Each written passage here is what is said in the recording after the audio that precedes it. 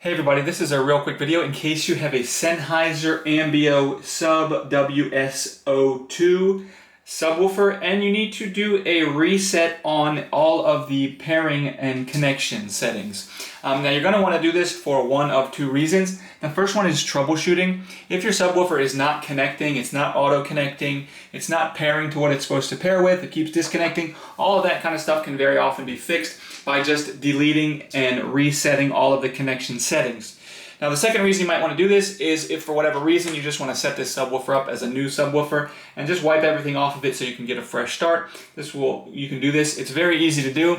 All you need to do is come in and with power to it, we're just going to come in and press this button and hold it for 3 seconds. And while we're pressing it, we're just going to keep an eye on this light. And once this light blinks orange 3 times, it'll just give a quick orange blink 3 times. That means this reset has been complete.